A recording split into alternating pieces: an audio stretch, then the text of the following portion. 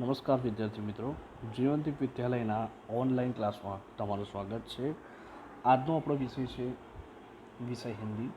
એમાં પાઠ આપણે જોઈએ છીએ પાઠ 6 મેરી બીમારી શ્યામાને લી. એનો આજે આપણે બીજો ભાગ જોઈશું. मेरी बीमारी श्यामा ने ली में मुझे जीवन में चुनौती से ही बल मिलता है. वे यदि मुझे 100 बरस जीने का आशीर्वाद भी देते तो शायद जीने के लिए संघर्ष करने का मुझ में इतना बल ना था जितना मैंने उनके जाओ मारो शब्दों से संचय किया. लड़कपन में मेरे पड़ोसी बाबू मुक्ता प्रसाद ने लोई कुएं के पानी के इलाज से मुझे परिचित कराया था. मेरी ऐसी बीमारी के लिए ठंडे पानी के टब में बैठकर सुई से बात लेने का विधान था. एलोपैथी में क्षय के रोगी को दूध, घी, मक्खन, अंडा अधिक से अधिक दिया जाता था. कोने के इलाज में चीखना मना था. सिर्फ कच्ची सब्जियां, फल, भीगे चने, गेहूं आदि पर रहना था. न दवा पर कुछ खर्च, न खुराक पर कुछ खर्च. यही इलाज तो मेरी स्थिति के अनुकूल था और कामकाज साधारण किए जाना था. मैंने बीके मुखर्जी का नुस्खा फाड़ डाला और कोने के अनुसार शीर्ष बात आरंभ किया. तदनुसार खुराक आदि रखी. स्कूल भी जाने लगा. केवल रात वाली ट्यूशन छोड़ दी. उसका मुआवजा एक तरह से किताबों की बिक्री से मिल आता था. श्यामा ने मेरा विरोध न किया. जीवन भर में जिस रास्ते पर भी चला उससे सुरक्षित पथ कहा और मेरे पीछे लगी. मेरी स्नान चिकित्सा के संबंध में भी वह प्रतिदिन अपनी सेवा सहयोग देती रही. सबसे अधिक अपने इच्छा बल से उसने मुझे अपने रास्ते पर न ठहरने दिया, न पीछे फिरने दिया. राह पकड़ तू एक चला चल, पा जाएगा मधुशाला. लेकिन अपने अड़िग इच्छा बल से उसने जो सबसे बड़ा सहयोग दिया और जो सबसे बड़ा चमत्कार किया वह यह था कि जितने दिन मेरा इलाज चलता रहा उसने अपने सारे रोगों को जैसे कील दिया और कभी एक उंगली दुखने की भी शिकायत न की.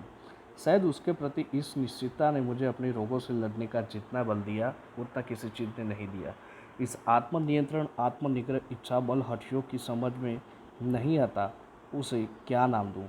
बड़ी मई की कीमत उसे चुकानी पड़ी. अपने स्वयं जैसे पूर्णतः मुक्त हो जिस दिन मैंने सामान्य भोजन किया, 15 अप्रैल 1936 को ठीक उसी दिन वह चारपाई पर गिरी और फिर न उठी. 216 दिन बराबर योग सैया पर पड़े रहने के बाद 17 नवंबर 1936 को उसने अपना शरीर छोड़ दिया. श्यामा के और अपने विवाहित जीवन के अंतिम 18 महीनों में मुझे और उसे दोनों को मौत के साथ संघर्ष करना पड़ा.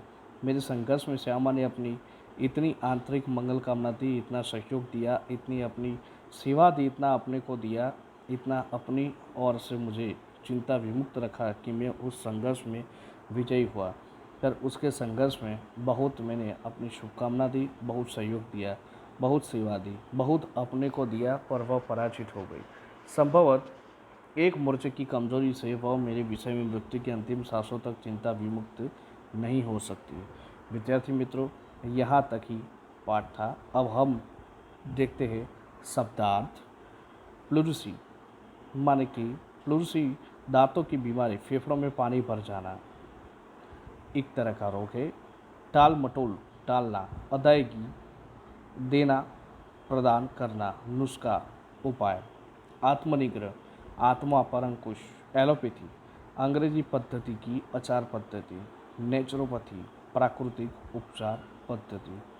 तो विद्यार्थी मित्रों, आपको होमवर्क में शब्दार्थ और प्रश्न वो अपने नोटबुक में लिखने हैं.